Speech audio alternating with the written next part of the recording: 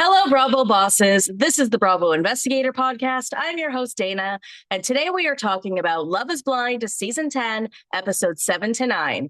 Let's get into it.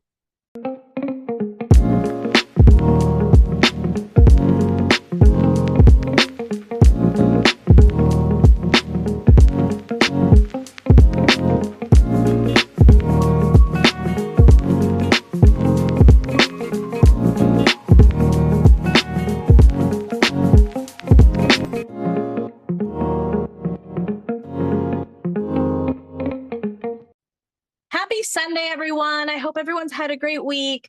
And as per usual, I will start this episode with an apology. Just typical Canadian Dana. I know I said I would get this episode to you guys out yesterday on Saturday. Honestly, I was so exhausted. I spent a good portion of the day running some errands, and then I was making notes on episode 7 to 9. And by the time I was done, I was just exhausted. I literally went to bed at 6:30 last night and just woke up around now, which is 7 a.m., took my dog for a walk, and here we are. I don't know if you guys ever have one of those weeks or days where you just need to sleep for like 12 hours just to sort of make up for all your lack of sleep. And I feel like this past week it was new for me because it was my first week working again after 2.5 months of not working. And I had a lot of in-office days. And so it was physically exhausting, emotionally exhausting. It was a lot, right? So I just needed like 12 hours to really just sleep. That being said, still just figuring out what the podcast is going to look like going forward because I have some more in-office days this week. So it's just really hard for me to kind of figure out right now how we're going to do things. That being said, still promise the Monday reality roundups. Patreon babies will get their episodes on Saturdays. And then I think I'm going to do like a jumbo episode every Saturday with the Bravo recaps. But I'll probably do an episode midweek as well, either Summer House, Love is Blind. I mean, Love is Blind is really a priority right now, even though I'm not getting it to you till Sunday. This drop of episodes was fire. Okay, this was really good. And I know I said that the first drop was so meh and I wasn't into it, but I am into this now. So before we get into it, just want to remind you guys you can follow me on Instagram, TikTok, and Threads at the Bravo Investigator. Join the Patreon for only $5 a month to get 4 extra bonus episodes a month, ad-free episodes, and early episodes. That's at patreon.com/the Bravo Investigator podcast. You can subscribe to the YouTube channel. Today's episode is audio only, but you can watch the audio version over on YouTube, and you can also join the Facebook group. So lots of fun ways to continue to be involved and, be part of the conversation. So definitely follow me on all of those platforms. But yeah, here we are, Love is Blind. And I guess what I want to say about last week's drop is there was just so much going on last week, so much content, and I wanted to make sure to get you guys the episode.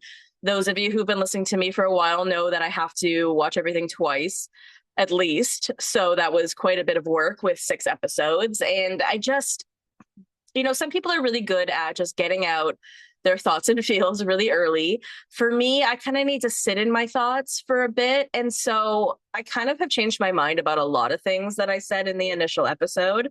Honestly, and it doesn't even really matter now, but the whole like Kevin and Tyler thing, right? Like, yeah, that guy was off. That guy was totally not sure what he wanted, playing all these women, wasn't being honest, quite frankly, when he said he didn't have a connection with somebody else. So changed my views on that a little bit now that I had time to sort of sit in it and watch again, quite frankly.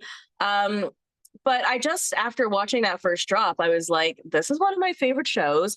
I am not into this. I don't know why. I'm not invested in any of these people.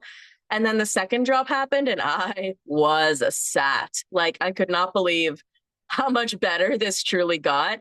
And I am so invested in it now. So I know that Love is Blind is our main priority, so I will always be making sure to get you guys one of those episodes every week as well.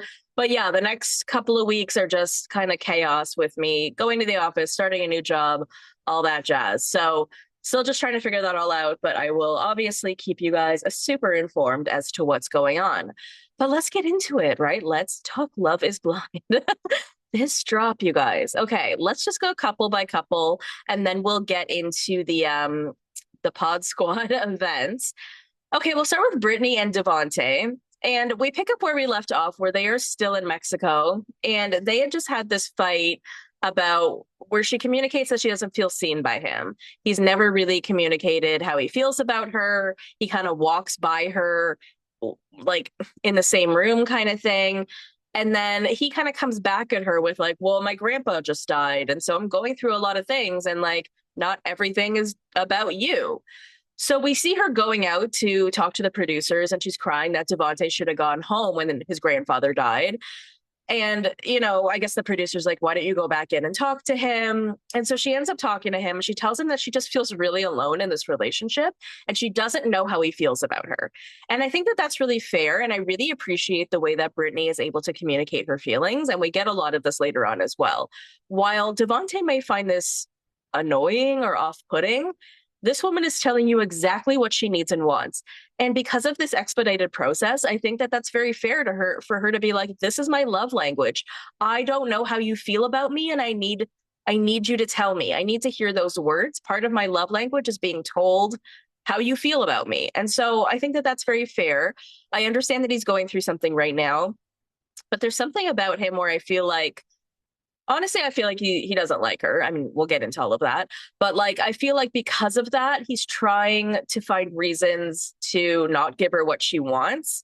And he's kind of making it seem as though her expressing her needs is annoying when in fact it's very normal in a relationship. And like I said, in this expedited process, you kind of need to just be very upfront about like, okay, this is what I need in a relationship. Give it to me or don't. So they end up having dinner with her family, who are so amazing and so cute, and they really like him, and they just really want her to be happy. But a running theme that definitely happens in this series of episodes is with all of the meetings with the families, there's a lot of talk about no divorce, okay? And we hear this concept all the time, but there's many reasons why divorce might happen. And the way they talk about this is almost in a bizarre way where the dad is like, my mom died last year and my dad said at the funeral that he had kept his promise to love my mom till death do them part. And that is so important. My sons are going to do that. I'm going to do that, blah, blah, blah. And it's like, I get that they're trying to come from it from a place of like commitment, and commitment is so important. And I get that. But if somebody like cheats on you, beats you, all these other things. I mean, there's many reasons why people get divorced. And it's just very interesting that in 2025 or whenever this filmed, that there's still just so many old school mentalities, which is something that we quite often just see in Love is Blind anyways, right? We've seen that in a lot of the kind of stunted states where not a lot of people had very broad worldviews.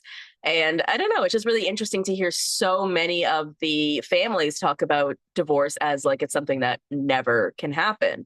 And it can kind of put you in a place where like you could end up being really unhappy for your entire life because you sort of grew up with this mentality of like divorce is bad, divorce is bad.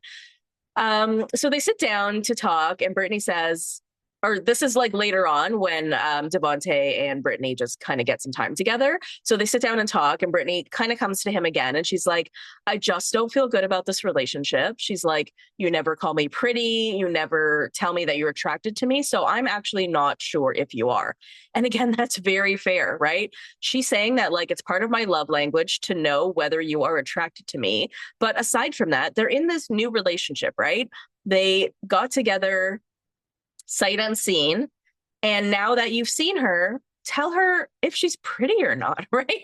So I think that that's very fair. But again, he sort of acts like it's an annoying thing because he says basically like when she says that she wants him to call her pretty, then he doesn't feel like it's genuine if he says it. Okay, but I'm kind of also taking that as him being stubborn in a way where it's like, well, I don't want to say it because you're asking me to say it. Okay. But then to me, that also makes it seem like you hate her, right? Like just because she's asking you to do something, why is your initial mentality like, well, I don't want to do it because it's something you want me to do? Well, if that's your mentality, then you hate her, right? Like, why wouldn't you want to do something? It sort of reminds me of Kyle and Amanda from Summer House right now, because all Amanda has expressed that she wants from Kyle, and she has expressed it time and time and time again, is that she wants him not to go out late and drink and black out, right? And he can't just seem to do that. And he seems to be offended every time she asks for that. And then we even have him say, like, it's even implied that when she wanted to start her own business, that like bikini line, he like wanted to get back at her by becoming a DJ, right? So it's like the whole getting back at you thing. It's like, if you feel like I'm expressing what I want in this relationship and you need to like put me in my place, then you don't love me, right? To me, that's just sort of how this feels.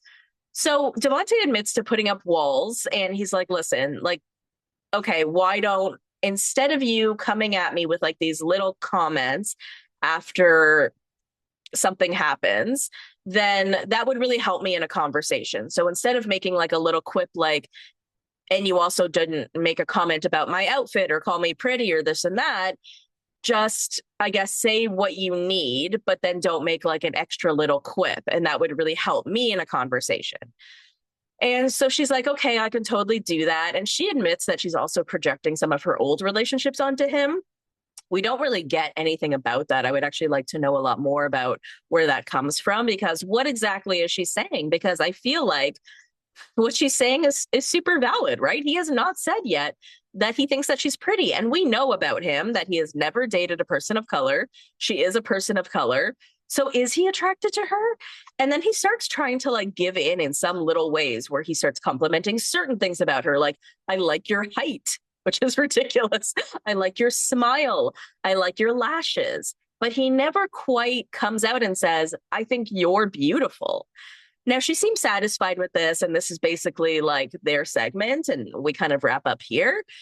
But I don't know where we go with this, because quite frankly, I feel like he's not attracted to her.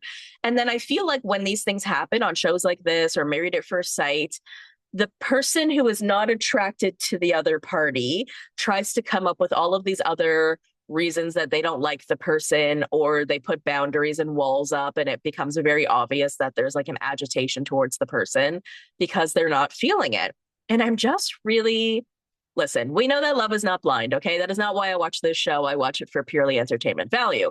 But it's interesting how many people seem to have gone on this season where looks is very, very, very, very important to them, or they have a very specific thing in mind, right? If you've never dated a person of color, the odds that someone is going to be in the pods that you're talking to is a person of color are great, right? Like, that is what this is all about. And I just feel like there's so many people this season who have such a specific picture of what they look for in someone physically that they shouldn't have done this. I don't know. The way that people get cast on this is very bizarre. It's more so that people are recruited, meaning if you're not applying for this, then it's not something that necessarily you were thinking about doing. Being recruited means that someone reached out to you and is like, hey, would you be interested in doing this? As opposed to someone who's like, hey, I really have been struggling in the dating field and I want to try this because this is my last resort, or this is something I just kind of want to try as something different in order to meet someone. No, these people are just being recruited in the same way that like Love Island people are. And so it's not necessarily as genuine.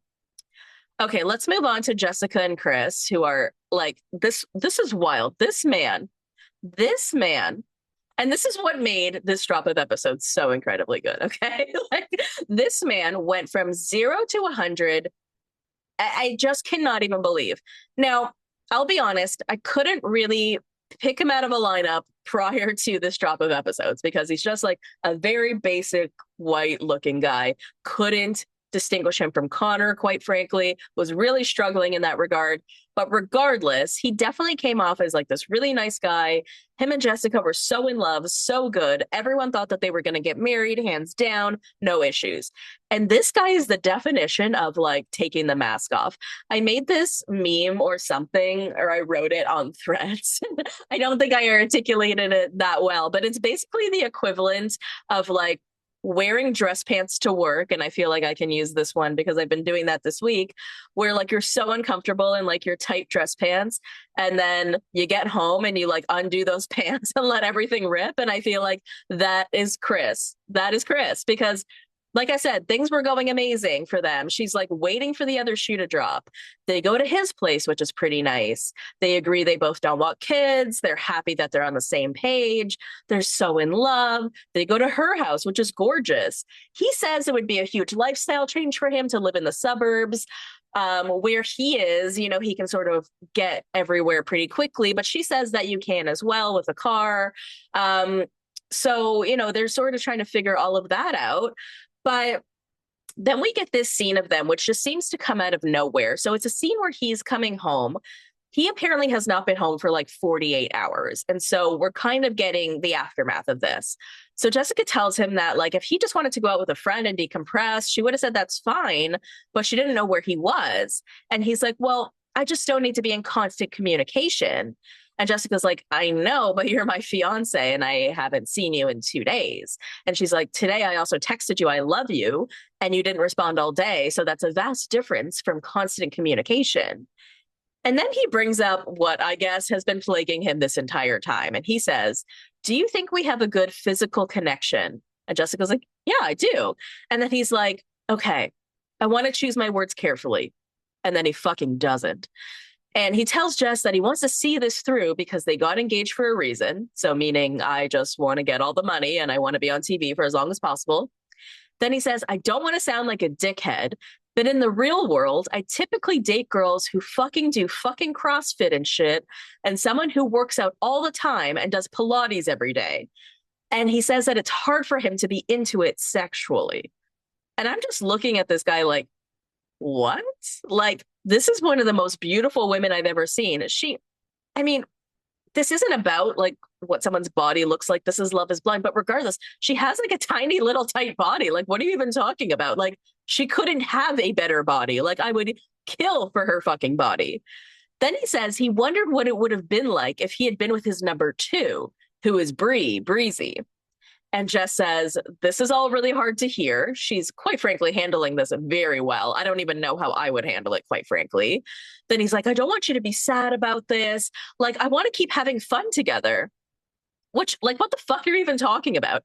He, again, must just be trying to, like, want to see this through for the sake of getting the most money or the most screen time, because you just told this woman you're not attracted to her body and you don't like having sex with her, but you want to keep having fun together? Are you insane? What is wrong with you? And then Jess is like, okay, well, the fact that working out every day is coming up in this conversation is sort of blowing my mind. I work at the hospital every day. Like, she's so extremely shocked. And he's like, no, like, I know you go to the hospital, right? Like I know, but like, you know, this is just like what I'm used to. I'm used to a different kind of body. And she's like, if my body isn't good enough for you, I'm not going to still be here. And so she leaves, and good for her, right? Like, of course, like, what, how could you possibly stay in this situation if this man just said, my body isn't good enough? Like, that is so insane to me. And the fact that he was trying to choose his words carefully, and this is what he came up with, motherfucker, are you kidding? Now, this is where Chris just literally just goes ham and just becomes the Chris that undid his pants and the Chris that always was, okay? The mask has been ripped off. We get the full Chris. He tells the camera that he understands that when you're 90, looks don't really matter, blah, blah, blah, blah, blah. But he still wants to fornicate, and he's not 90. And he's like, if she doesn't like what I'm saying and can't be with me for that, then like, it is what it is. Yeah, of course she can't be with you. What are you talking about? You just said you don't want to have sex with her and you don't like her body. You want her to continue in this relationship? Like, this isn't something that's going to change. She's not going to change her body for you, especially within the next few weeks. Like, what the hell? And then we have this sit down with Chris and Connor to talk about it. And Chris is clearly not giving Connor all of the information because he's like, well, I never said that I wanted to be done. And it's like, dude, are you kidding? Are you kidding? So again, Connor obviously does not have all of the information because he's like, well, couples fight all the time. Maybe you should write her a letter. So obviously Connor did not tell him what he actually said, because there is no way in freaking hell any woman would continue to be with you after you said that her body isn't good enough. And I've been thinking about somebody else's body. Like, it gets so much worse when we get to the pod squad, and we'll get there in a minute, but we'll get through the rest of the other couples. But, you know, there is just it is so detrimental to speak to someone in this way about their body. I mean, as women in general, for the most part, I mean, I can speak for a lot of us to say that we've been self-conscious about our bodies at least at some point in our lives. To have someone critique your body that you love on national television can be so extremely detrimental to someone's mental health. I mean, just look at what happened last season with Madison and Joe, where he made that one comment about how he doesn't typically go for girls with her kind of body type. He goes for more petite girls. And then she ended up developing a little bit of an eating disorder out of it, right? And the way that this is happening, I mean, we get her say later on, so I don't want to like get too much into it, but we do get Jessica saying later on to the girls, like 3 years ago, this would have killed me. And like, thank God she's the strong person that she is, because this could literally have destroyed her, and it would have destroyed so many people. So again, the fact that these were the careful words that he chose, like, it's okay not to be attracted to someone. That's fine. But to phrase it in this way and to basically say her body isn't good enough. And again, I just don't even understand it, because to each their own, right? Like, everybody's attracted to different things, but like, what and for him to be like, I'm interested in Brie, possibly, like, they have the same body. Like, what is the difference, right? Like, I don't really even see it. Neither of them have any fat on their body. I just don't understand it. And it was just not appropriate for him to have said it this way. He should have checked with somebody. Like, come on. That being said, this was super fucking entertaining for me. And I love, love, love the way that the internet is tearing into him. Now, I want to be honest with you guys and just say I'm not 100% positive if I'm going to do a reality roundup tomorrow, only tomorrow, just because I'm just really exhausted, you guys. And I really just want to try to rest as much as I can before I start work again this week and do a full week of work. So I might include some of the Love is Blind tea that I was going to spill as part of reality roundup. And part of that was, what's his name? What is his name? Chris's response to all of this. So he did speak to Entertainment Weekly, and so this is what he says. I made some mistakes. I'll own those mistakes, Chris tells EW. And I met an amazing person through this journey, so it's hard for me to say I would regret the experience. Chris adds that he's not really too worried about what the blowback will be once people see what happens in these episodes. People are entitled to their own opinion, he says. Everyone's going to say what they want to say. It's something I can't control. I don't control my day with things that I can't control. I can only move forward and look ahead. But he does have a message to everyone watching this season. I would just say I'm a real person. I'm not just a storyline. You see a few weeks of someone's life and it's cut up into certain pieces. And I don't know if the full context is shown all the time. I'm not a perfect human being. And I tried to go through this experiment the best way I knew I could. Okay, I feel like I've read this exact response somewhere else from somebody else. The difference here is, man, and like, I get it, right? You are a real person, and, we should not be sending people death threats and all that stuff and all the typical things I say about reality TV.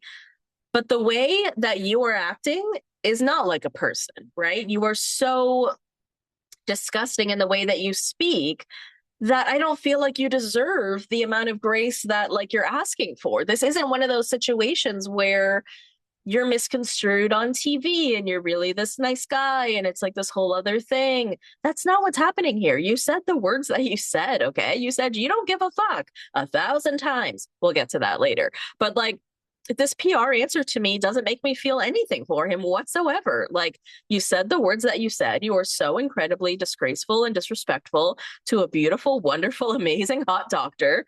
And I hope the internet tears you apart, quite frankly. Okay, let's move on to Ashley and Alex. This couple, we end up finding out that they're both super MAGA, so I can't really like care that much about their trajectory, especially I don't like Alex as a person. Ashley seems fine, but just not such a fan of, her family and all of those views. But we'll get into that in a minute. We start with Alex calling his mom to tell him that he got engaged. And his mom was like, oh, I'm in Phoenix right now and I just started a new job. And Alex has no idea. So this is odd, right? Like, do they have no relationship? Like, she's sort of nomadic like he is, and she drives big rigs up and down the country or something like that. But regardless, for her to have started a new job and not to have told him, I mean, that's weird, right? Isn't it? I don't know. So he doesn't want to stay in Ohio, which they've talked about. And she talks about how she's lived a very regimented, easy, cushy life. So she's a little panicked about the idea of just picking up and moving. To me, it really seemed like he only is in Ohio to do the show because it seems like he does not have many things there. He says a lot of his stuff is in Florida. Um, he wants to get out of there pretty much immediately. So it really seems to me that, yeah, he just came here for this show. We have this scene with Alex and Ashley having dinner with her family. So her dad is a Trumpy lawyer, and he just grills Alex, which I don't mind. But they also ask him, like, if he would have voted for Trump, and he says he would have if he were in the country. I just feel like it's interesting that they even like left this in. But Paul is just like going at him, like, school, work, tell me all of it. And Alex is like, okay, so I studied communications. Then I went into financial advising. Then he took his severance from soccer to travel the world, which is what he's been doing. But then he was also working on a fishing boat. He talks about how his dad left his family when he was young, but he was also in an accident. And there was a question of whether his mom would keep him, but then she did. And he became sort of like the golden grandchild. His mom remarried when he was 2, but his stepfather was physically abusive to him. So it was more so his grandfather who was like his role model. His dad ended up having a second family in Australia and then married his translator and had a third family in Hong Kong. He says his grandparents were married for 53 years, but his grandfather died at 67, which Paul clocked because that makes no sense. That means his grandparents got married at like 14. But yeah, he just sort of kept reverting back to like, well, this is what my aunt told me, or this is the information I got from my family. He says he wants to do day trading full time and coach soccer in Florida. Now, Paul, the father, does give some good advice by saying, don't call each other a bad name that they won't forget, and don't go to sleep angry. And I would agree with that, right? Like, if you say something to someone that you can't take back, like a really negative name, right? Like you call them fat, or you call them like, I don't know, like a really offensive word that you can't take back. And I also agree with the not going to sleep angry thing. I think that's an important one too. Now, Paul tells the camera that he doesn't think honesty is Alex's strength. And I think that that is so interesting because the way that Paul was grilling him was really in a way to, he was lawyering him basically. And the way that Alex was responding was, he was nervous, right? Which is, I think, very understandable with the way that Paul is coming at him. But I think it's interesting that Paul is clocking that maybe Alex isn't being honest because his whole history it's confusing, right? Like I had to watch this a few times. Even when he starts talking about his relationship history later on, it's quite confusing. But this isn't even why I don't like him. We get into more here. So we get a scene of Ashley and Alex sitting in the kitchen and talking. And this is where I'm just really despising Alex. So Ashley talks about how she has a meeting with her boss tomorrow to see if she can move up in the company and hopefully move to another state. And Alex says that he's made it very clear in the pods that he lives a very nomadic lifestyle and he doesn't want to stay in Cleveland. And Ashley's like, I know, but we've been back for like 2 seconds and I have a meeting with my boss tomorrow. And Alex is like, yeah, but I was able to get a job in that time period, which is kind of like what I'm talking about. And I'm worried that you can't be as fluid. And she's like, can I let you know tomorrow? Like, I literally have a meeting with my boss tomorrow. Like, what else is she supposed to do here? And he's like, I was able to find a full-time job in this period. He also then just brings up like other things that are bothering him. He's just like, I feel like it's off-putting that you rearrange some of the things that I put in the fridge. And she's like, okay, we already talked about that. I said, don't take offense to it. And now you're bringing it up again and you're trying to like make another thing of it. And then Ashley decides to bring up like an intimate date that they had the other day. And I can't believe they actually kind of went there. But, this is what we love about Love is Blind. Let's be super open. So she's like, we had this intimate date yesterday. We had our hands all over each other. And then we get home and you're like, I have to go out. And she's like, I didn't appreciate that. And Alex is like, well, I feel like I initiated enough, especially in Cabo. And so it's not my fault.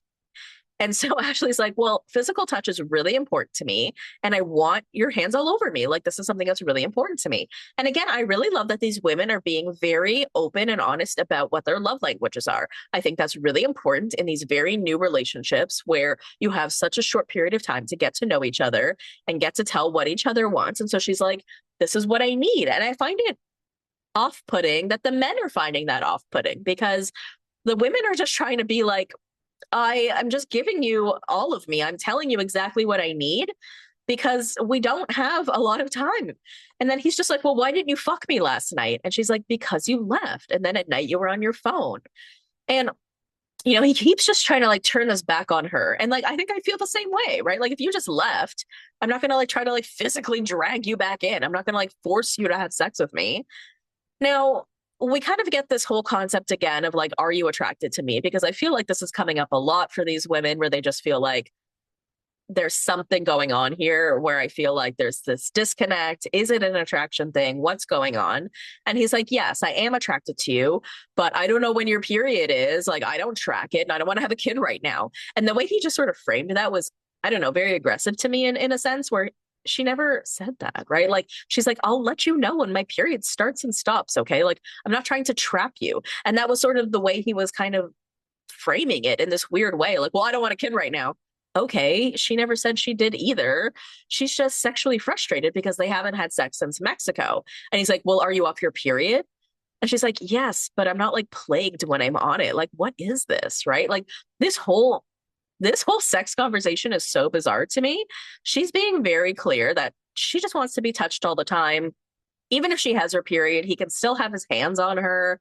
I'm not sure if he's trying to say, like, I don't know. He has a lot of weird information, I guess, when it comes to um when you can get pregnant and things like that. Ashley's like, I know my body, I know my cycle. He even offers at one point to get like a shared period tracker. She's like, no, like, I'm on top of it. Like, don't worry about it. So she's like kind of offended. But at the end of the day, like, if they really are worried about this, use condoms, you guys. Like, it's just weird. But like, yeah, I totally understand that it's off-putting to her that they haven't had sex since they've been back from Mexico and that he's acting like, well, I wouldn't touch you on your period. I don't know. This whole thing is just really off-putting to me.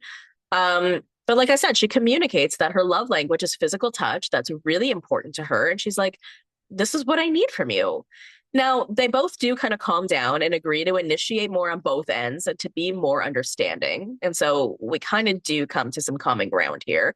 But what you end up really seeing from her is a lot of, what's the word, like concessions, because she kind of walks away, comes back, and is like, I will talk to my boss tomorrow. I want to leave with you. I will try to initiate more. I will try to do this. And it's like, girl, like, I feel so sad for her that she feels she needs to make all of these concessions when he is sort of the one coming at her for like really stupid reasons.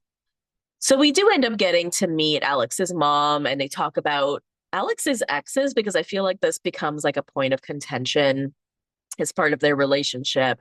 The mom is like, oh, he's had like a rough go with women, not being loyal. Okay, poor baby. Like, I highly doubt it. And then we get this scene where Alex is explaining his past relationships more to Ashley because she's asking him to basically just lay it all out. And honestly, it's kind of confusing. So I'll do my best here. I had to watch this a few times. So he had this relationship with someone who we refer to as Chicago. This was on and off, it was long distance, and there was cheating on her part, but he also had some growing up to do. Then he also dated this travel nurse who he invited to move to Australia with him. Then he had a situationship in Cleveland. Then he got a LinkedIn message to come on this show. And I think that's so funny that it was on LinkedIn. I wonder why LinkedIn, because Love Island, they picked them from like Instagram. But yeah, LinkedIn. That's interesting. Then there was like this whole situation where like he was in Austin at one period to see some girl. And Ashley is sort of clocking that he was saying he's with like this different girl at that period of time. And he's like, no, there was no overlap with anyone else, but it doesn't really count as cheating because I wasn't like officially in any relationship with either of these people. She seems satisfied with that and like relieved, but like, I am curious why it even matters that much. I mean, whatever, they're engaged. She has the right to know about all of his relationships. But this conversation, he also came off sort of, what's the word, like wishy-washy in the same way that he was when having a conversation with Ashley's dad. And he even clocks it. He's like, if I'm kind of pausing and I seem nervous, it's because I'm trying to remember it all. Given that he's just such a douche, he probably is lying, but it doesn't matter, right? Like, all of this stuff about his past and his exes, everybody has a past. I don't think it says a lot about this relationship. But that being said, I don't like who he is in this relationship, quite frankly. I don't like the way he speaks to her. I don't like the way, even just, again, I don't know if he's attracted to her because he said earlier on, he basically tried to get Brittany to swap with him in a way. we do see in like the preview for the next drop of episodes or for like later on in the season that he's like, I really wanted like a brunette, dark-skinned girl. And it's like, then dude, again, why are these guys going on Love is Blind if they have such a specific picture of what they want in a woman? Like, it's just wild to me. Okay, let's move on to Jordan and Amber. And they are just such a cute little like golden couple. They're both quirky and weird and different, but they just like work. So Amber tells Jordan that she has told her daughter Emma about him because she saw the ring, and she explained to her daughter that like he's going to have to meet daddy first, he's going to have to meet you first. And so she felt a lot more comfortable with it. We get the seeing of the places. They go to his place and it's quite nice. It's okay. Aside from an old banana, like it's not bad for a guy. He does have a man cave. And what I find interesting is that a lot of these men have man caves, which I find odd when you live alone. Why do you need a specific separate area for yourself when the whole house is yours? Go off, man. Amber says that she doesn't need anything crazy, but her house that she bought, which I guess is just more secluded or like in a more suburban area. I don't know Cleveland, so I don't really know about any of this, but or I don't know Ohio, but basically she was saying like, I bought it when I bought it. I redid the entire thing. I've been working on it for 7 years. We could rent it out, but we could also live there for a couple months. He doesn't seem jazzed about living there, I guess just because it's so out of the way. But, at the end of the day, he has to really consider the fact that she has a kid. They have to do what's best for her and her kid and her school. And when they check out her house, even though Jordan wants to be close to Columbus, financially, it really does make more sense to be at her house because it's easier for Emma and school and all of those things. Now, Jordan wants to get something new for both of them, so he feels like it's both of theirs, which is totally fair. But I feel like, and we don't have this happen yet, but I feel like it's really important for Jordan, if he has not done so, to consider Emma in all of this, right? Like when you're dating someone who has a kid, you have to just sort of make a lot of concessions in your relationship and in your life, right? Because yeah, maybe you didn't want to live in this certain place, but that's obviously what's best for a kid to not have to like be getting up and moving schools. And you have to think about the fact that she has a dad and spends time with him. And so it's just a different kind of dynamic, right? It's not like you're going into a whole new relationship where you can travel for a while and then you decide to settle down and have kids and do things differently, right? Like you're coming into a situation in a sense, right? And you sort of need to amalgamate yourself to that situation because they already have a setup, right? And it's only fair when you are dating a single mom to sort of come into her life. Now, what's interesting about that is Jordan saying early on, especially when it came to signing up for this process, that he was not interested in dating someone who has a kid and that it was a deal breaker. I love that it's not for him now, but given that that was something that he said, I'm worried that maybe he hasn't put a ton of thought into what life is really going to look like with having a kid. And he also hasn't met the kid yet, which I understand, right? Like it is a really big deal, but in this expedited process, like it's just so weird for me. Like they think about like Jordan and Sparkle Megan last year, where it was like, she only got to meet the kid once, and it's like, should the kid be at the wedding? The wedding is happening a month after, like the kid is barely getting the chance to get to know the person that you're going to spend the rest of your life with, right? So this expedited process is so confusing for someone who has a kid, I guess, right? Like, I'm not saying don't do it. I'm just not sure if we've ever had someone successfully. Yeah, have we?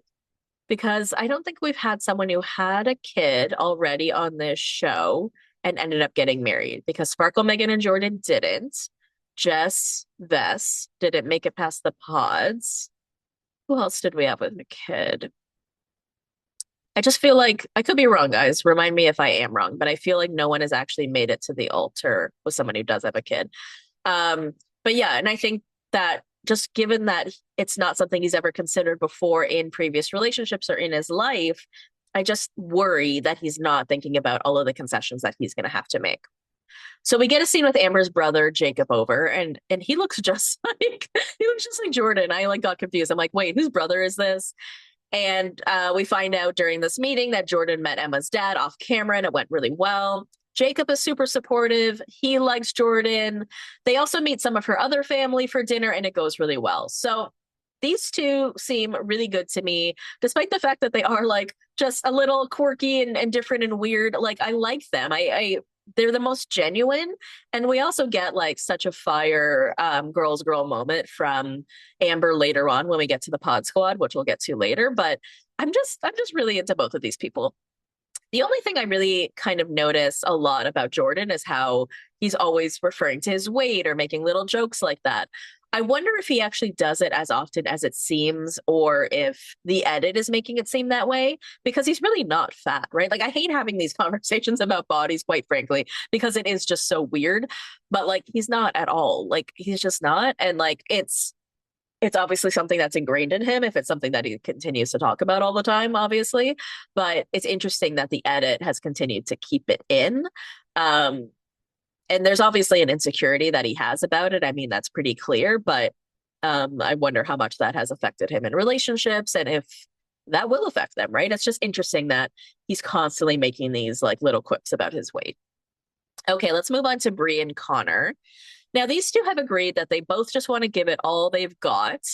But the thing about Brie is, I didn't really like her in the last drop because she seemed to be like kind of too dramatic for me. She was trying to create drama on the Mexico trip, just trying to be like, it's weird that everybody isn't having more of an issue with like the people that they had connections with previously. Like, why aren't we having more feelings about that? And I think it was throwing Connor off because he was like, well, like, when I chose you, I chose you. I've chosen you. I'm not really thinking about any of those other connections, and I don't know why you still are.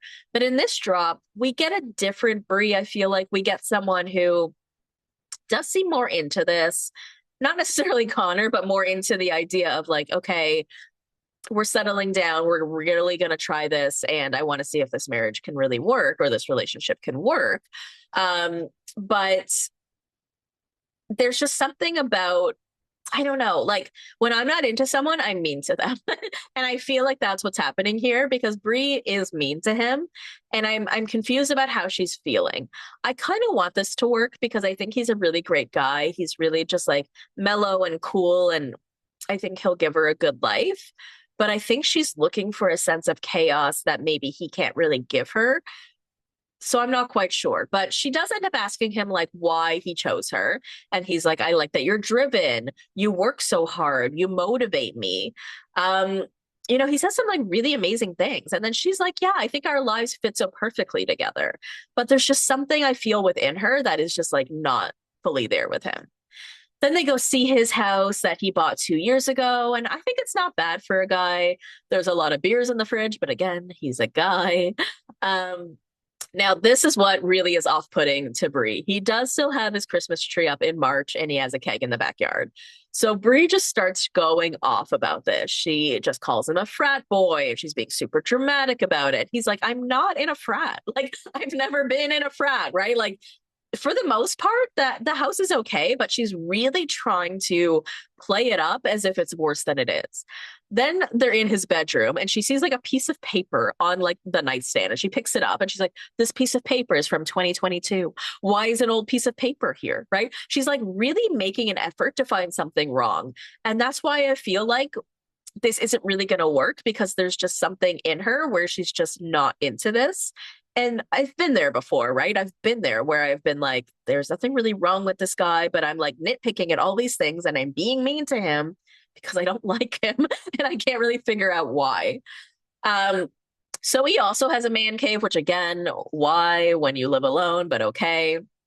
We have this scene of Connor meeting Bree's mom, and Bree admits that she needs to give him more credit for how he shows up for her.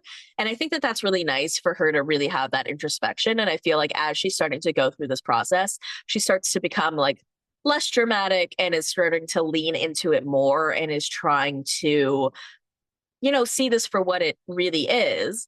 But then we get a scene of them cooking together at home, and she basically calls him dumb for like his cooking skills. And he calls her on it. He's like, you're being really mean to me. And she agrees that she needs to be nicer and that he is giving her good feedback. And I like that she took that, right? Because she could have, what's the word, like gotten defensive and turned it around on him. But she didn't. She's like, I am being mean to you. But I think that there's something to be said there. I feel like you wouldn't be being mean to him if you really liked him. And I feel like the fact that she's trying to nitpick and find all of these little things wrong with him really just speaks volumes. So I'm sad, right? Like as of right now, I do not think these two are going to get married, but I wish she would give him more of a chance. But I feel like there's just like that thing that happens within you, not necessarily the ick, but like I don't know. You can just tell that she's just has this resentment towards him, or there's just something not there for her. Okay, let's move on to Christine and Vic. And again, because I may not be doing reality roundup tomorrow, I'll give you the little bit of tea on these two.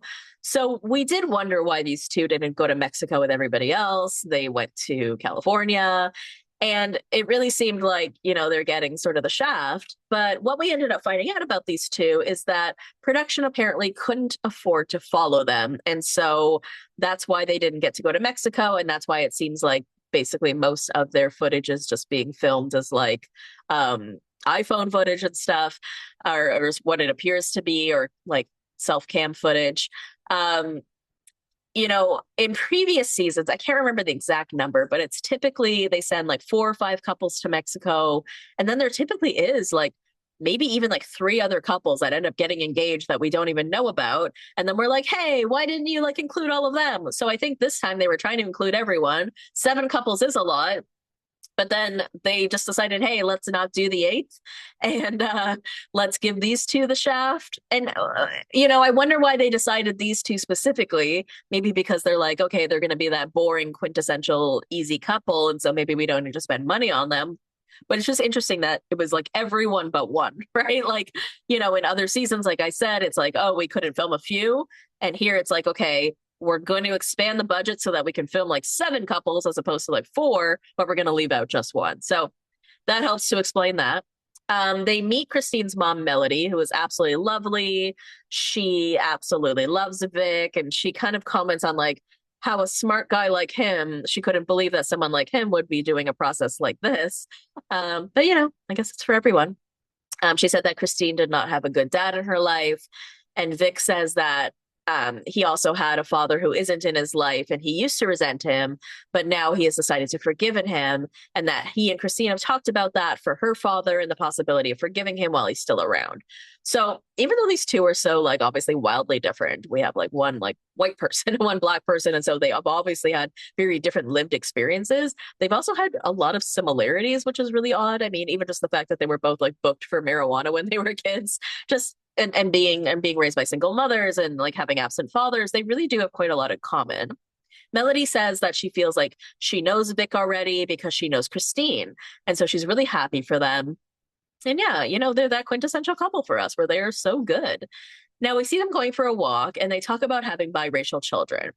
Christine says that she doesn't want her kids to grow up in a fishbowl and she wants them to be around people that look like them. And I feel like that's so amazing of her, right? There's something to be said for like living in the suburbs or, whatever financially, this and that. But like, I think it's really important that she brings up the fact that it can be really lonely and isolating for kids to be the only one in the room. And so she's like, I want to make sure that they're growing up in a place where they're not the only one. And I love that. And then Vic talks about how he'll have to have kind of conversations with their kids about being, picked up by the cops all the time for being Black, which is something that he experienced. Now, they both agree that they both have a lot to learn from each other, but having biracial children will be new for both of them. And I think that that's such an interesting concept, right? Like it's something that I didn't even really think about, where like obviously Vic has had the Black experience, Christine has had the white experience. They both will have to have the opposite experience for the first time, but at the same time, neither of them have been biracial. So that experience, which Vic describes from what he's heard as being quite isolating because you feel like you don't fit in one box or the other, will be new for both of them. And for Christine, she talks about how that's actually going to be really hard for her to not be able to relate to her own children on something that they're going through.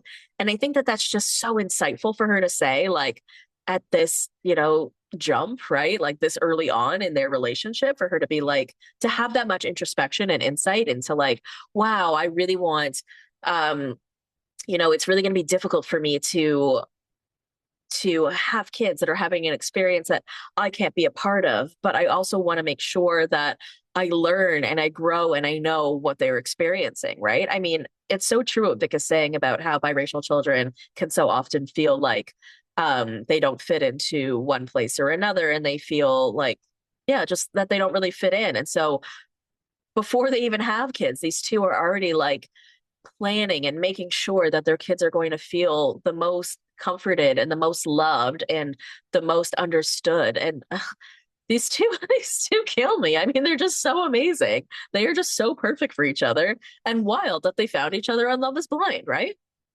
Okay, let's move on to Emma and Mike.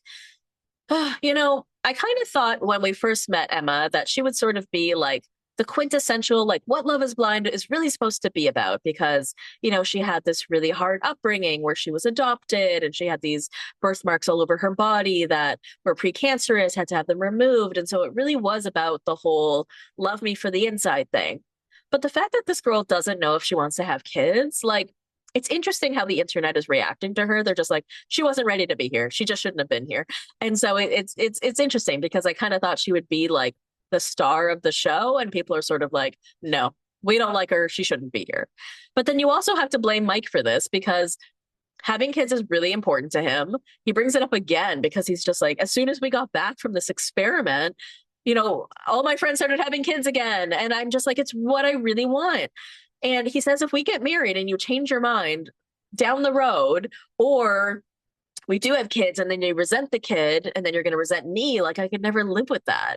And Emma, maybe you weren't ready for this, right? Because you don't know if you want to have kids, which is fair, right? That is fair in any other circumstance. But because this is a process about getting married, and getting married often involves having children because that is part of that process, you should know what you want, right? Or you should have picked someone who also wasn't sure about kids. Now, that being said, people can change their minds all the time. I know people who were like, I don't want kids, or I do want kids.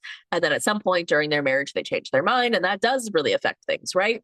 But it just seems like irresponsible to go into a marriage where both parties don't want the same thing, because it just seems so obvious as to like what's going to happen.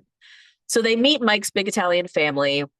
And Emma explains the same sort of thing to him, that she's open about kids, but she isn't sure because she doesn't know her family history. And Mike's mom just basically like calls him out on it, where she's like, 6 months down the road, she doesn't want kids. What's going to happen?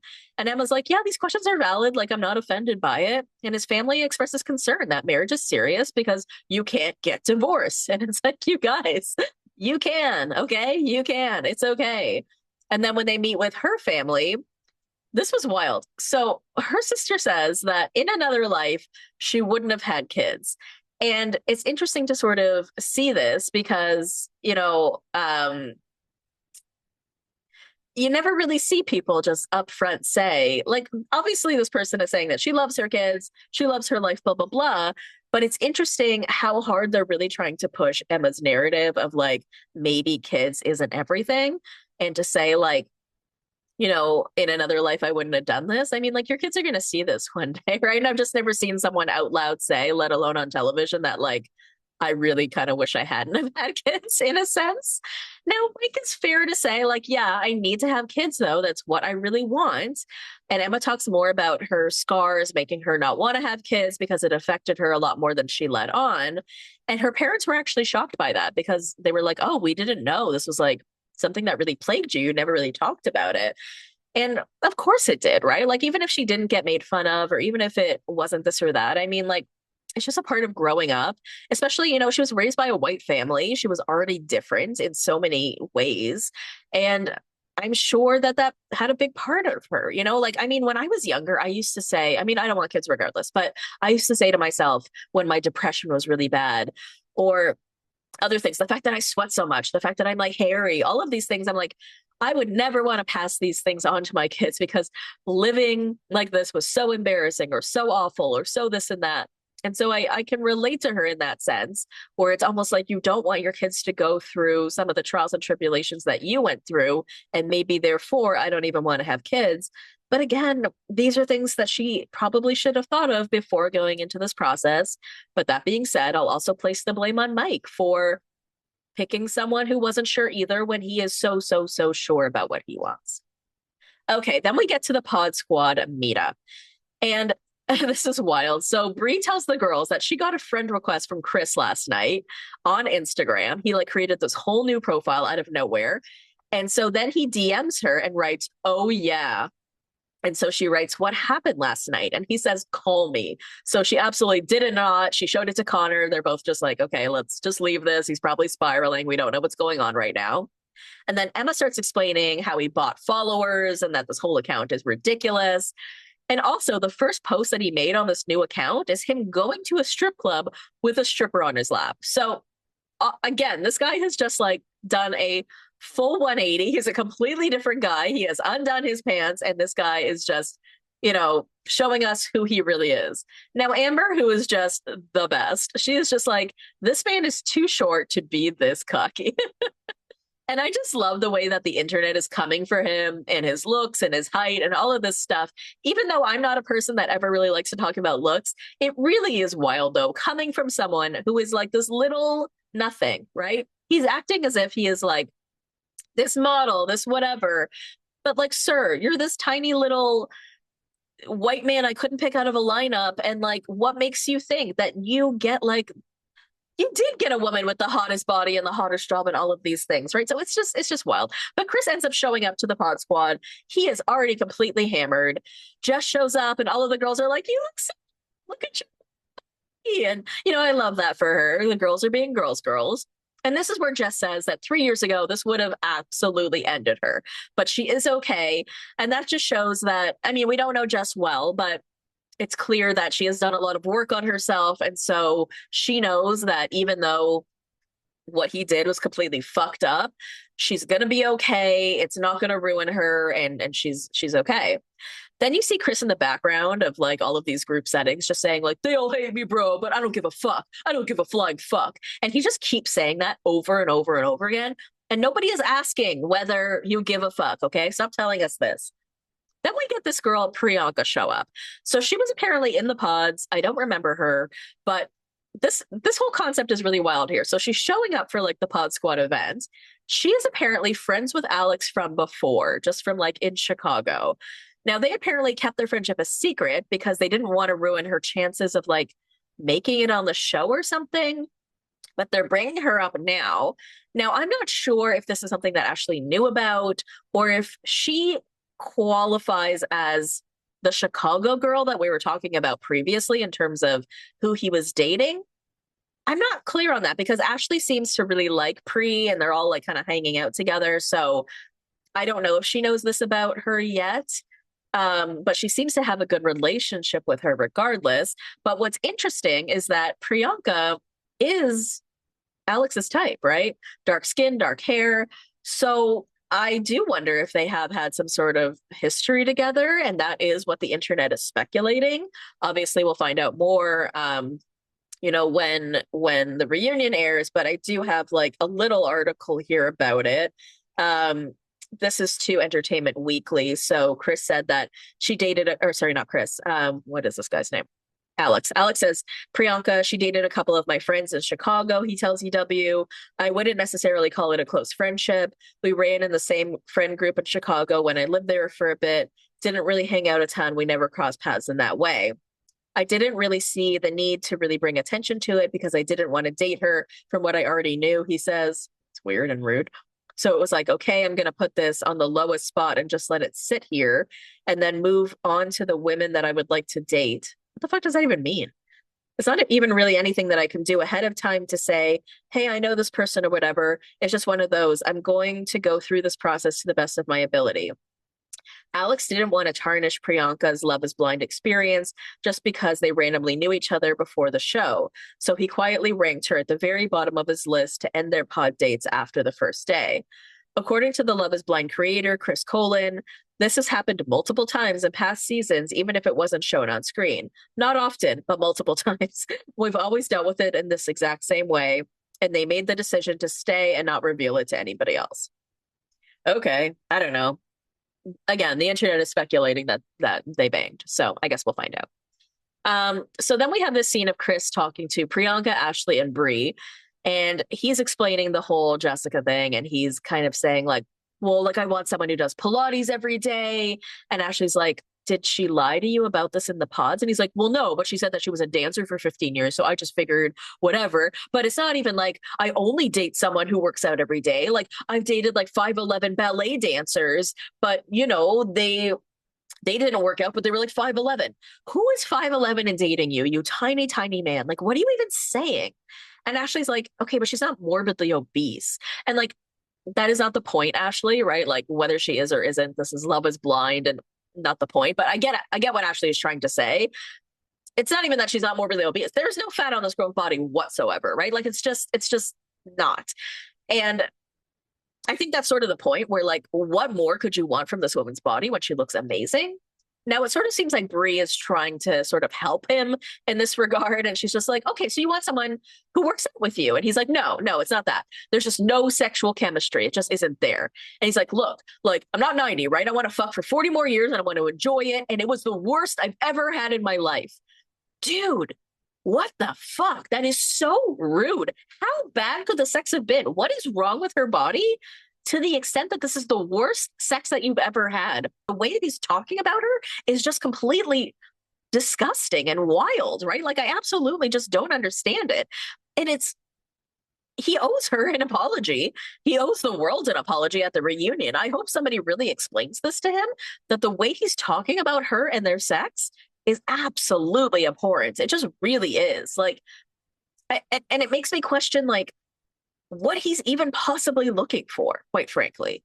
Then we have just Chris and Brie talking, and he starts kind of like laughing at the idea of her and Connor being together. He's just like, Connor's just so submissive, and I'm so dominant, and you don't want a guy that's submissive. And then she's like, well, he's meeting my dad next week. And he's like, he's meeting your dad? Well, your dad is going to want a guy who knows his, like, I don't know. He starts spouting off like shit about like finances and numbers and wants a guy who's going to be, really like put her in her place and all of this stuff. And then he asks Brie if the sex with Connor is the best she ever had. And she's like, no, but it's good. And it's like, Brie, just say yes. What the hell, right? Because if you're going to marry this guy and you just said that on TV, it's not great, right? And then he tells Brie that she's hot and who he would normally go for. And he's basically like flat out saying like, do you want to give up Connor and go for me?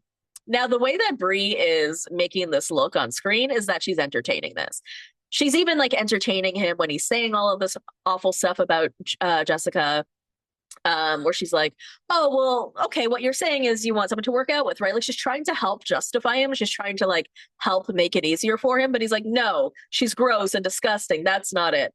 And you would think that she would be like really off put by the way that he's speaking. Now, in some interviews that I've seen, she has said like, yeah, if it came off that I was entertaining this, I absolutely wasn't. For me at this point, it was Connor or bust.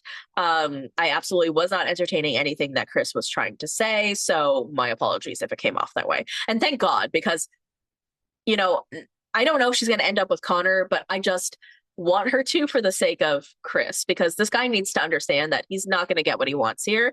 But still to this day, when he's saying like, Brie's hot and that's who we normally go for, I'm just not understanding the difference between Brie's body and Jessica's body. To me, they look the same, except that Brie is taller. I just don't really understand it or see it. I'm not understanding what is so wrong here. But anyways, yeah, this guy is awful. Really excited to see where this goes from here and excited to see the reunion because pretty wild. So that was the second drop of episodes, you guys. Those were all of my thoughts and feels. I hope that you enjoyed the episode. I haven't decided yet if I will see you guys back tomorrow, but if not, you will see me, of course, later in the week. And until then, I love you, BBs, and I will see you next time. Thank you for listening to the Bravo Investigator podcast. For more content, head over to patreon.com/the Bravo Investigator podcast. Follow me on Instagram, TikTok, and Threads at The Bravo Investigator. If you enjoyed the show, leave a 5-star review. Love you, BB. See you next time.